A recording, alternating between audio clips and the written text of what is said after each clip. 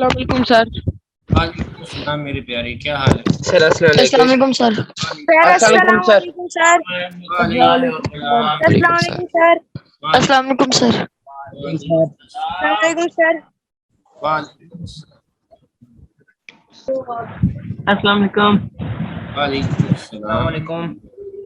Sir ठीक है sir. Sir एक दफा सर जो सर आपने कल टॉपिक पढ़ा है वो एक दफा रिपीट कर दे टू द पॉइंट सर, हाँ, क्योंकि मैं कल मैं रिवाइज करूंगा पहले। मैं पहले रिवाइज करूंगा, फिर उसके बाद आगे करते हैं। ठीक है, थैंक यू सर।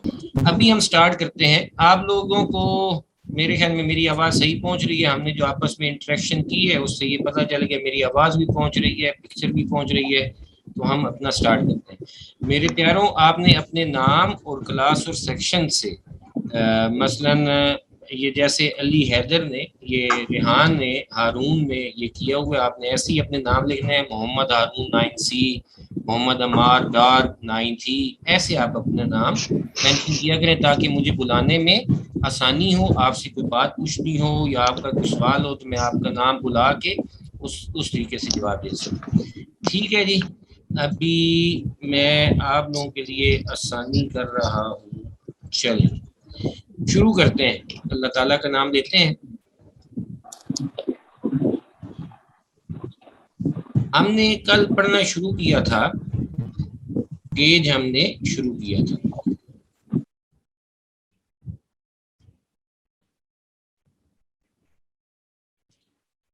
बिस्मिल्लाहिर्रहमानिर्रहीम।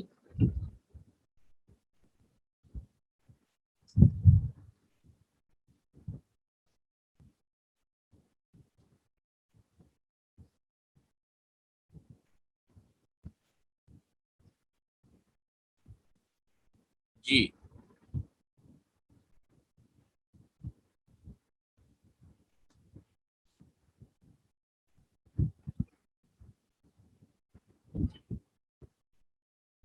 ये हमारे पास स्क्रू गेज है जो हमने कल स्टार्ट किया था, माइक्रोमीटर स्क्रू गेज।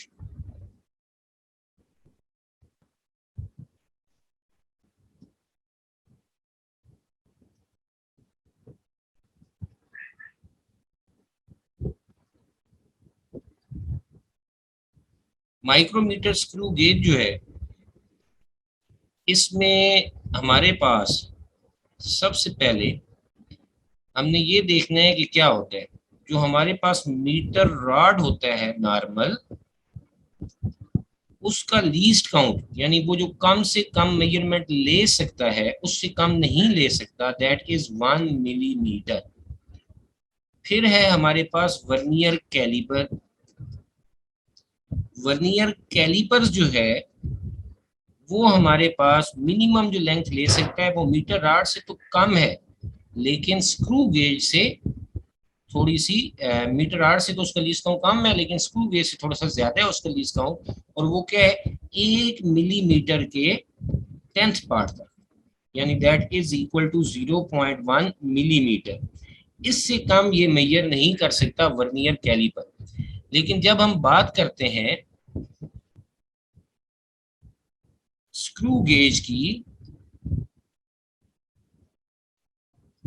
तो स्क्रू गेज जो है हमारे पास ये क्या है, it is a device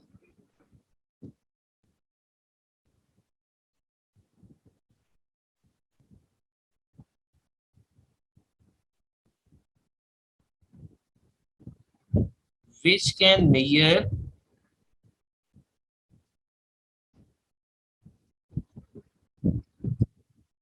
up to 100th part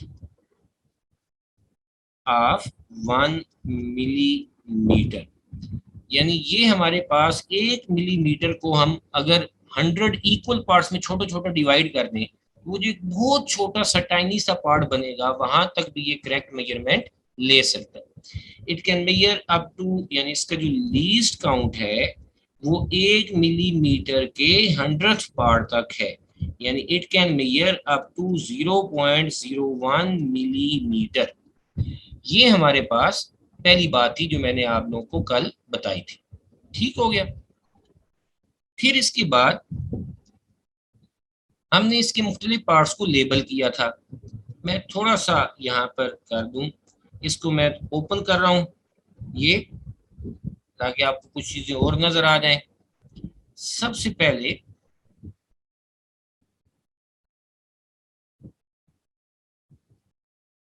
इसका ये जो पार्ट है, इसको हम इसका यू शेप्ड फ्रेम कहते हैं। ये इसका यू शेप्ड फ्रेम।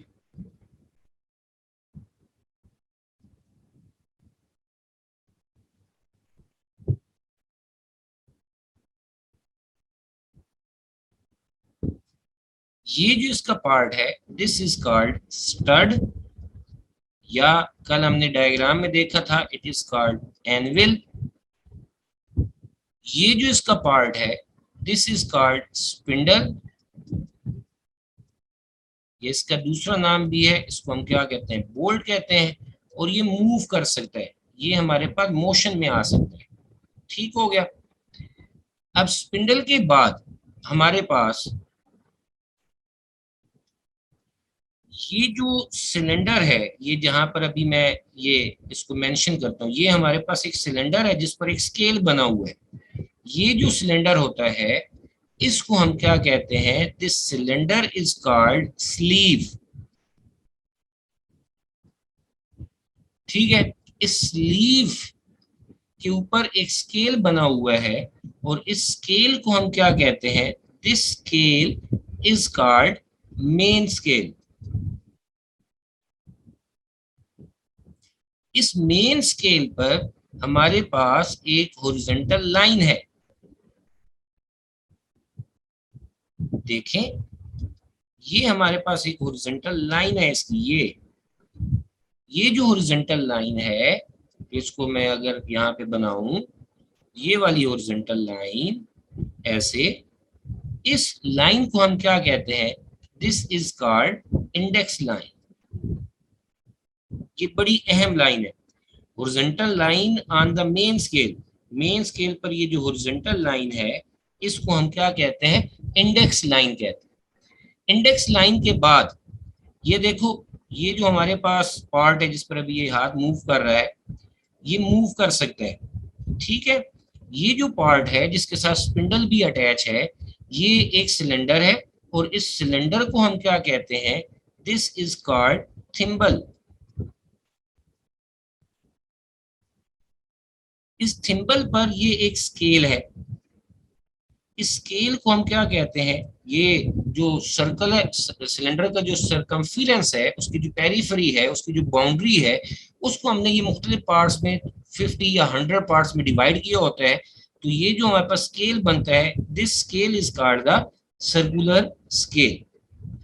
लेकिन इस सर्कुलर स्केल को जब हम मूव करते हैं, देखें जरा, इस सर्कुलर स्केल को मैं मूव कर रहा हूं, तो यहां से पकड़ूंगा इस लास्ट पार्ट से, और इसको मूव करूंगा, जिससे ये सर्कुलर स्केल भी मेन स्केल पर मूव करता है, साथ ये स्पिंडल भी मूव करता है। तो इस स्केल को, ये जहां से मैंने पकड़ा था, और आप लोग भी जब कॉलेज में जाएंगे, प्रैक्टिकल करेंगे, तो यहीं से इसको आपने रोटेट करना है। इस पार्ट को हम क्या कहते हैं, this part is called ratchet, या इसका दूसरा नाम भी है, it is also called cap. यहां तक ये मैंने बातें कुछ पढ़ाई थी आप लोगों को कल। साथ हमने एक और टर्म भी डिफाइन की थी, जिसे हम क्या कहते हैं, that is called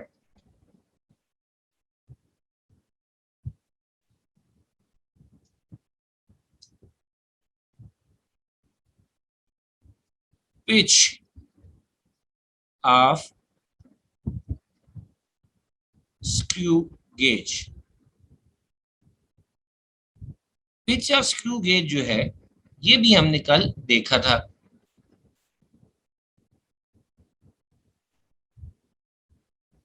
pitch of screw gauge जो है, ये हमारे पास क्या है, मैं एक दफे इसकी डेफिनेशन दोबारा लिख देता हूं। वो क्या है, it is the horizontal distance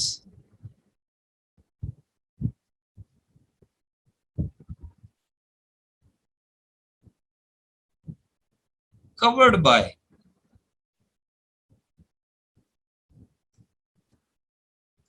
circular scale on main scale. Circular scale main scale पर जो डिस्टेंस कवर करता है, अभी मैंने सर्कुलर स्केल को मूव किया जिससे सर्कुलर स्केल ने मेन स्केल पर एक डिस्टेंस कवर किया, लेकिन कब? In its one complete rotation, अपनी एक कंप्लीट रोटेशन में सर्कुलर स्केल को मेन स्केल पर मैं घुमाता हूं, वो अपने एक चक्कर पूरा काटता है, तो वो सर्कुलर स्केल मेन स्केल पर ये जो डिस्टेंस कवर करेगा, इस डिस्टेंस को हम क्या कहते हैं? पिच ऑफ स्क्रू गेज कहते हैं। जो सामने मैं आप लोगों को स्क्रू गेज दिखा रहा हूं, इसकी पिच 0.5 मिलीमीटर है, लेकिन जो आपकी बुक में स्क्रू गेज है उसकी जो पिच है, वो जो अपनी एक रोटेशन मुकम्मल करता है circular scale on the main scale, तो वो जो डिस्टेंस कवर करता है उस पिच को हम, वो कितनी है उसकी, that pitch is equal to pitch of screw gauge in your book is 1 millimeter. ये आप लोगों ने बात याद रखनी। ठीक हो गया जी? यहां तक ये बातें मैंने कल की रिपीट की हैं, आज तक कुछ भी नहीं आपको अभी तक नहीं पढ़ाया। आज हमने इससे आगे बढ़ना है। आज हमने आगे क्या पढ़ना है वो मैं आपको बताता हूं, शेयर देखिएगा।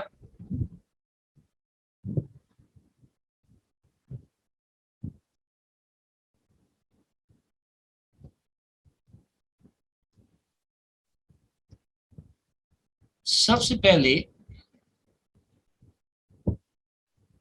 जो हमारा टॉपिक चल रहा है दैट इज स्क्रू गेज।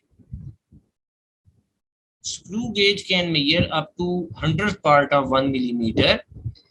इसका लीस्ट काउंट तो हमें यहीं से पता चल रहा है कि ये 1 मिलीमीटर के 100 पार्ट तक मेजर कर सकता है, यानी 1 डिवाइडेड बाय 100। लेकिन इसको कैलकुलेट करने का हमारे पास एक फार्मूला है, ठीक है? वो उस फार्मूले की तरफ हम बढ़ते हैं, और हमारा फार्मूला क्या है देखें, least count of screw gauge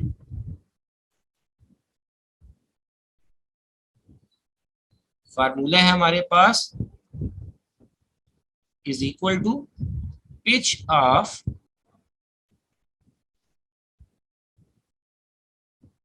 screw gauge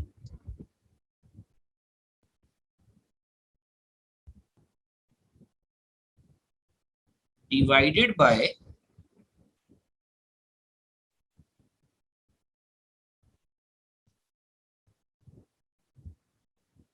number of divisions on circular scale।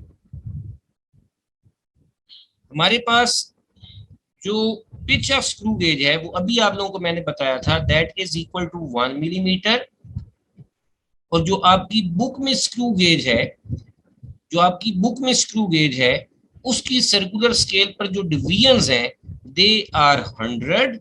तो हमारे पास ये बन जाएगा 1 millimetre divided by 100 and that is equal to 0.01 millimetre. तो आपका जो स्क्रू गेज है वो जो मिनिमम मेजरमेंट मेजर कर सकता है वो कितनी है, 1 मिलीमीटर का 100th पार्ट है या 0.01 मिलीमीटर है। ठीक हो गया? ये हमारे पास आ गया। अब हमने इससे मेजरमेंट लेना सीखना है। हमने स्क्रू गेज से मेजरमेंट कैसे लेते हैं उसको हमने सीखना है। ठीक हो गया? तो वो हम कैसे सीखेंगे?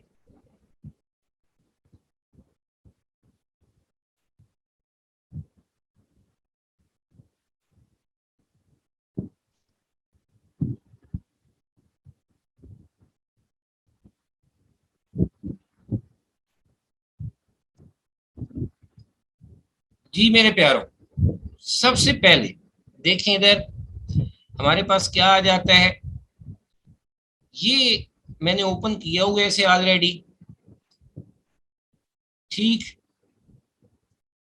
इसमें आप जरा देखिएगा, जब मैं इसको मूव करके आगे ला रहा हूं तो ये स्टड और स्पिंडल ये आपस में ज्वाइन कर रहे हैं, स्टड और स्पिंडल ये आपस में ऐसे ज्वाइन कर रहे हैं। ठीक हो गया, स्टड और स्पिंडल आपस में ज्वाइन कर रहे हैं।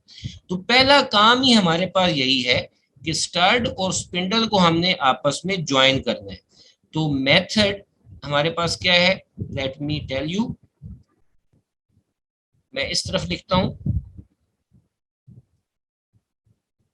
Method to take the measurement, number 1, join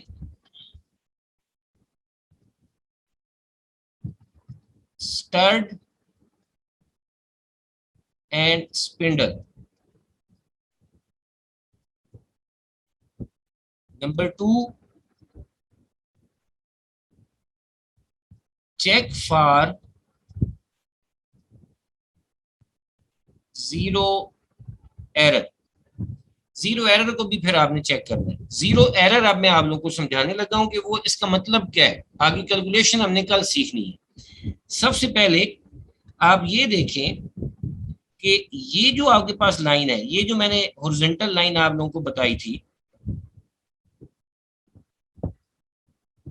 ये जो हमारे पास हॉरिजॉन्टल लाइन है ये वाली, this is called the index line. और ये जो हमारे पास आप लोगों को नजर आ रहा होगा, ये जो है ये सर्कुलर स्केल की जीरो है। इस वक्त अगर आप गौर करें तो हमारे पास सर्कुलर स्केल की जीरो,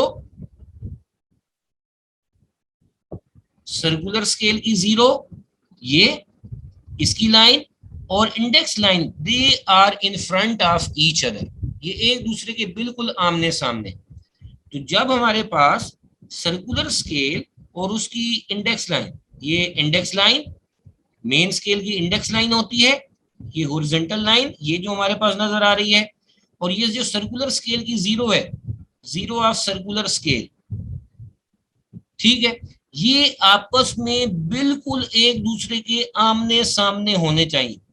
अगर ये आमने सामने है, ऐसी सूरत हाल नहीं है कि ये इंडेक्स लाइन है और सर्कुलर स्केल की जीरो ऊपर चली गई है, या इंडेक्स लाइन है और सर्कुलर स्केल की जीरो स्टार्ट और बोल्ट आपस में मिल गए, लेकिन उसकी इंडेक्स लाइन की जीरो ऊपर पहुंचने के बजाय पहले ही रुक गई है।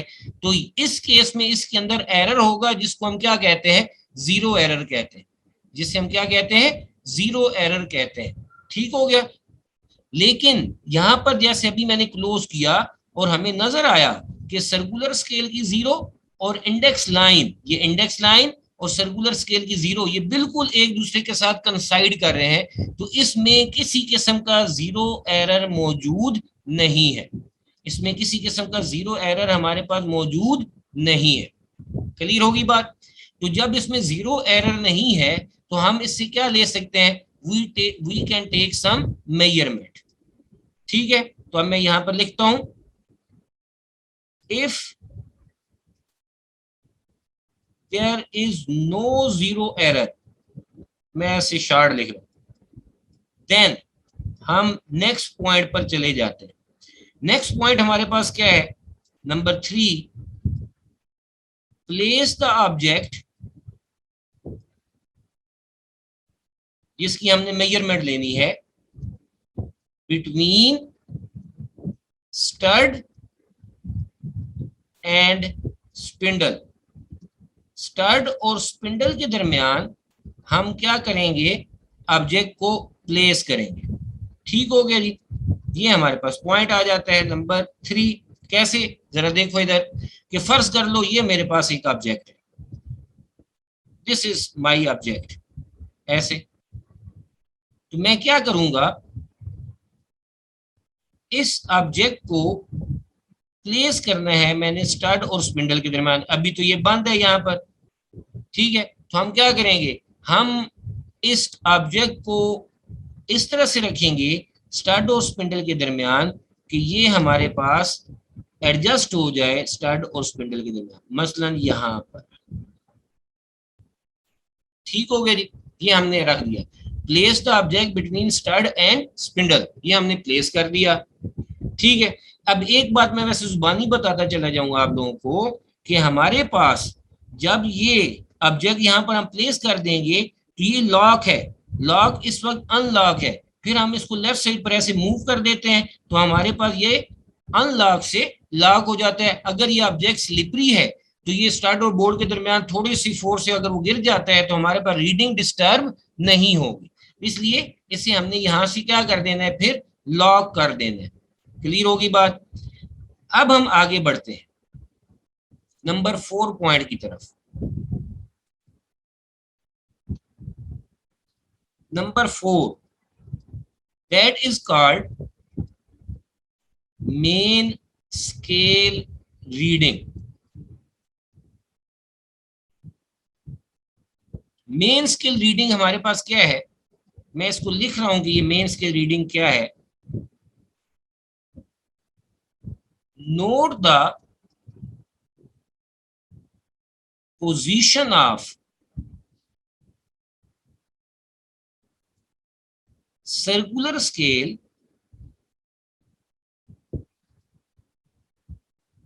On main scale. बस इतना सा पॉइंट है। सर्कुलर स्केल की पोजीशन नोट करनी है हमने मेन स्केल पर। क्या मतलब, ये जरा देखो, एक ये डायग्राम ये नीचे नजर आ रही है, एक इसी की मैग्नीफाइड इमेज ये ऊपर आप लोगों को नजर आ रही है। अब मैं क्या कह रहा हूं, जरा देखना, जरा गौर करना मेरे प्यारों।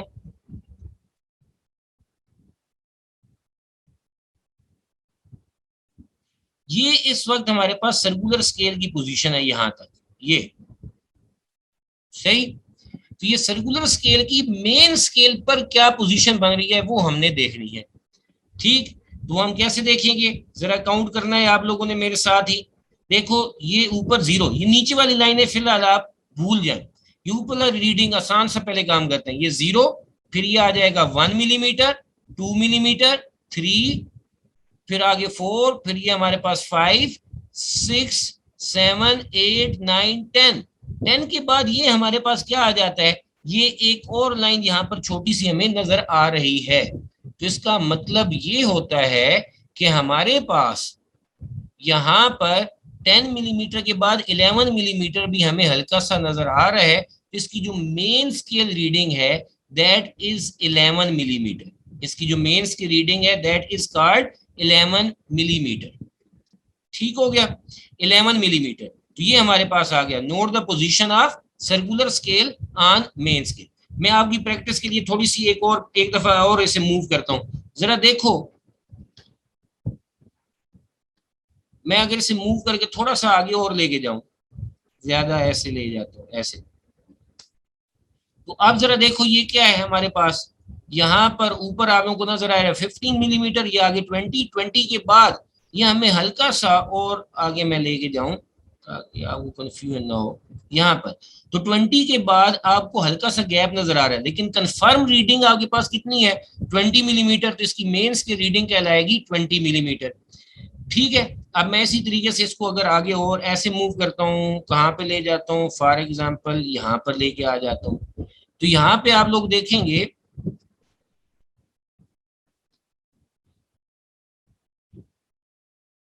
मतलब यहाँ पर लेकर आ गया, तो हमारे पास आप लोगों ने क्या देखना है, देखो इधर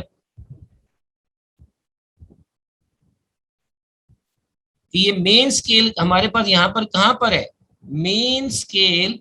मेन स्केल पर सर्कुलर स्केल कहाँ पर है वो हमें यहाँ पे नजर आ रहा है। तो ये हल्की सी लाइन ऊपर से नजर आ रही है, इसका मतलब ये हुआ कि 5 के बाद ये 6 है, ये 7 है और ये 8। तो हमारी मेंस की रीडिंग जो है वो 8 मिलीमीटर से थोड़ी ज्यादा है। तो हमें जो कंफर्म है वो कितनी है, 8 मिलीमीटर। इसलिए हम इसको अपनी मेंस इस रीडिंग को क्या कहेंगे कि हमारी मेंस की रीडिंग इज 8 मिलीमीटर। अब मैं वापस आता हूं अपने सब्जेक्ट की तरफ, इसको यहाँ पर प्लेस करता हूं। ठीक है, फर्ज कर लो यहाँ पर,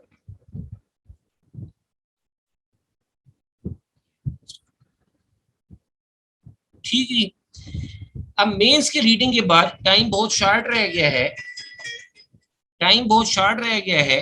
तो हम क्या करते हैं, जरा देखें नंबर 5, कंसाइडिंग डिवीजन। कंसाइडिंग डिवीजन ऑफ, पूरा मैं उसका नाम लिख रहा हूं, सर्कुलर स्केल। सर्कुलर स्केल की कंसाइडिंग डिवीजन होनी है। सर्कुलर स्केल की कंसाइडिंग डिवीजन, सर्कुलर स्केल की कंसाइडिंग इसको हम एन से रिप्रेजेंट करते हैं। कंसाइड का मतलब होता है जो आपस में मिल रही हो, मैच कर रही हो।